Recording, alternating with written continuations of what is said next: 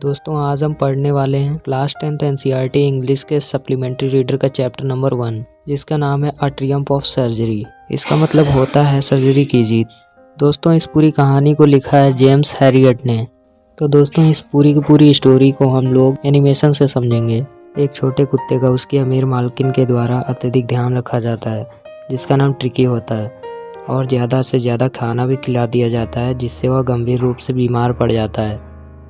और इसकी मालकिन एक पशु सर्जन या फिर आप बोल सकते हैं एक डॉक्टर से सलाह लेती हैं क्या वह डॉक्टर एक ऑपरेशन करता है या फिर कुत्ता ऐसे ही ठीक हो जाता है। तो स्टोरी को पढ़ने से पहले आप सभी के माइंड में भी ऐसे ही क्वेश्चंस आ रहे होंगे, तो आपको उन सभी क्वेश्चंस के आंसर पूरी की पूरी स्टोरी पढ़ने के बाद अपने आप ही मिल जाएंगे।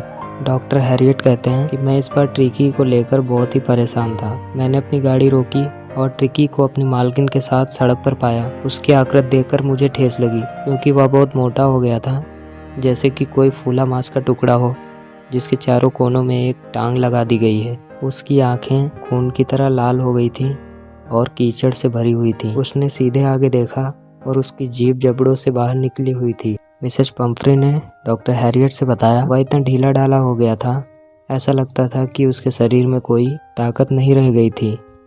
मैंने सोचा वह कुपोषण से ग्रस्त है, इसीलिए मैं उसे 2 भोजन के बीच कुछ अन्य चीज़ें भी दे रही हूँ ताकि वह मजबूत हो जाए। कुछ मार्ट या फिर मार्ट मीन्स ये होता है कि अल्कोहलिक पेय होता है, ठीक है, मतलब अल्कोहल, तथा कांड मछली का तेल जिसे आप कॉड लिवर ऑयल भी बोलते हैं, और रात को एक प्याला हॉर्लिक्स ताकि उसे नींद आ जाए। तो मिस पंफ्री बोलती हैं कोई अधिक चीज़ भी तो नहीं दे रही हूँ। डॉक्टर हैरियट ने कहा और क्या आपने मेरे बताए अनुसार उसके मीठे चीज़ें कम कर दी हैं? ओह मैंने कुछ किया तो, पर वह इतना कमज़ोर दिखाई दिया कि मुझे ढील देनी पड़ी। उसे क्रीम केक पसंद है तथा चॉकलेट भी। मैं उसे देने से इनकार नहीं कर सकी। डॉक्टर हैरियट बोलते हैं मैंने उस छोटे कुत्ते को पुनः ध्यान से देखा।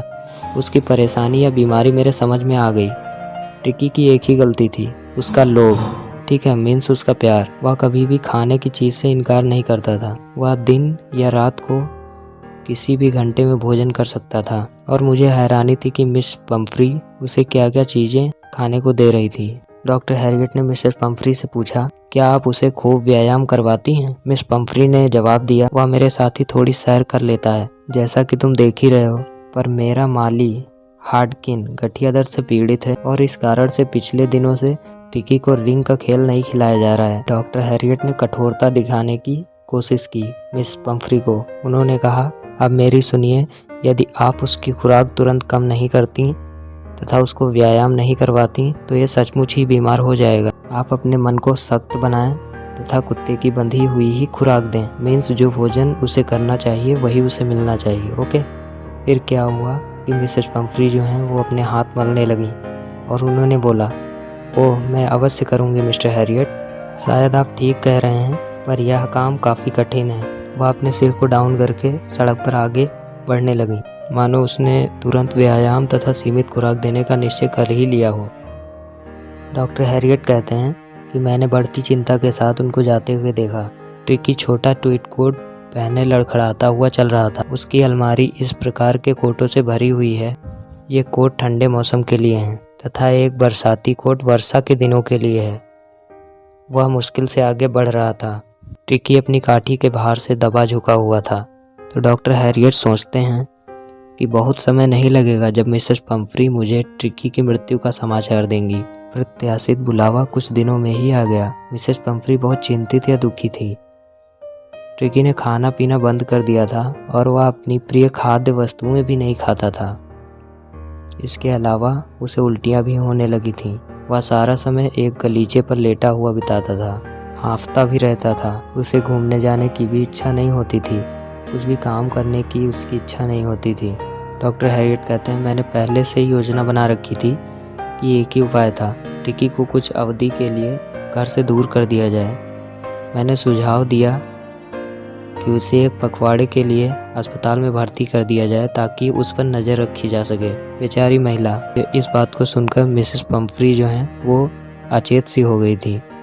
वह सोचती थी कि यदि हर दिन ट्रिकी उसको नहीं दिखेगा तो तड़पेगा और मर जाएगा।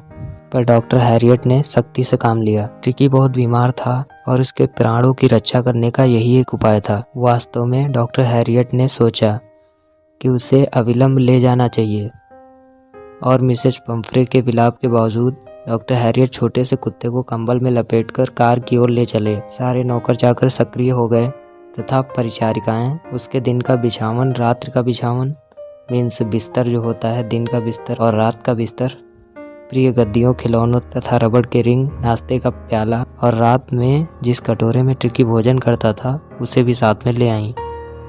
यह महसूस करते हुए कि मेरी कार में सारी चीज़ें नहीं आ सकती, मैंने कार चला दी, ऐसा हैरियट ने बोला।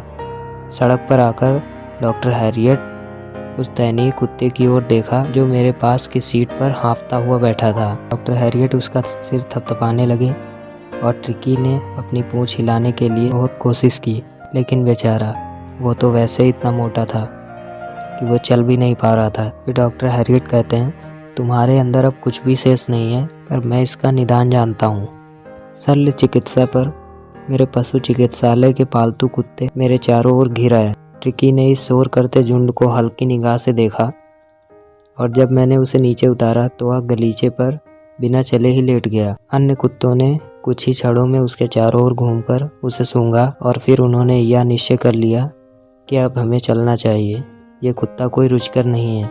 तब कुत्तों की टीम ने उसकी ओर से ध्यान हटा लिया। दोस्तों, इस चैप्टर के फर्स्ट पार्ट वीडियो में इतना ही। आगे की complete story second part video में आपको हमारे चैनल पर जल्द ही प्रोवाइड कर दी जाएगी। सेकंड पार्ट की लिंक आपको वीडियो के डिस्क्रिप्शन में दे दी जाएगी, आप वहां से उसे देख सकते हैं। इसीलिए आप हमारे YouTube चैनल को सब्सक्राइब करके रखें, जिससे आपको वीडियो के आने की जानकारी मिल सके। तो मिलते हैं नेक्स्ट वीडियो में, तब तक के लिए टेक केयर, बाय बाय।